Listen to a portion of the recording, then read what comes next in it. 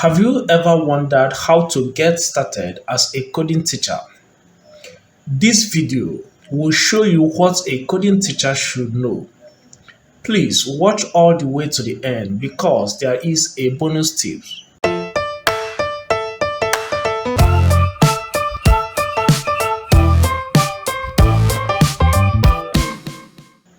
So, what is coding?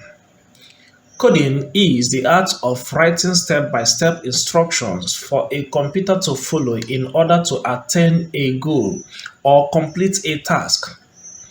It is often done with programming languages such as Java, Python, JavaScript, and the rest of them. Why do we teach coding? Here are a number of reasons why we teach coding. Number 1.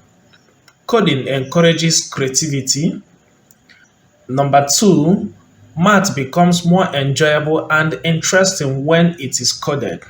In number 3, coding improves problem-solving abilities. Number 4, it allows for computational reasoning.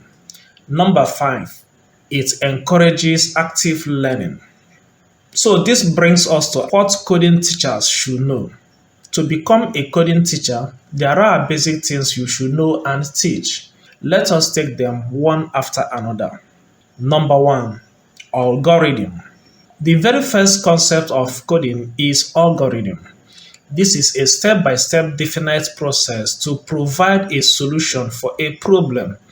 It is a good practice that programmers develop algorithms in the form of flowcharts or pseudocode before decoding proper. Teaching kids the process of writing down instructions or steps before actual work will help them grasp the concept of coding and, of course, programming in general.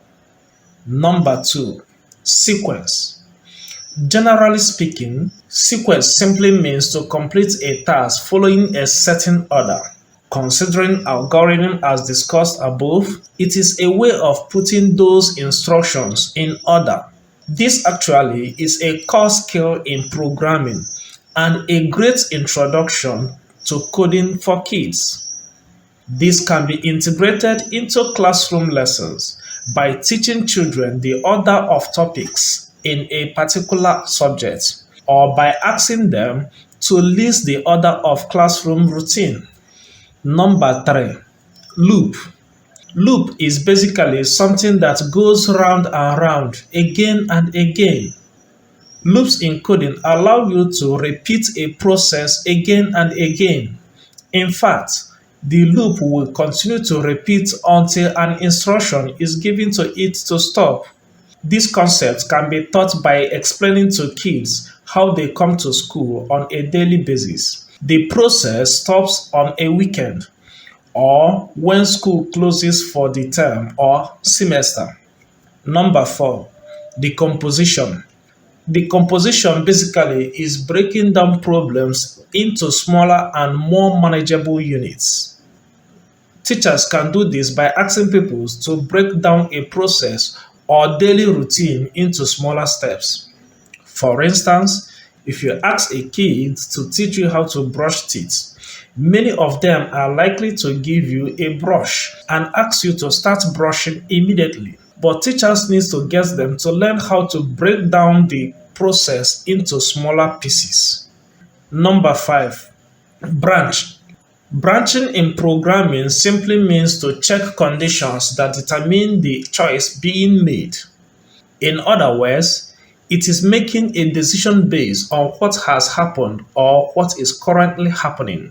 If you would like to start learning coding for free, I will drop a link in the description box below. Wow, the bonus is finally here, and it is debug. Debugging is a method of correcting bugs or errors in the computer code so that it will work as expected. Aside from other key programming best practices, testing and debugging is a big feature in the programming processes.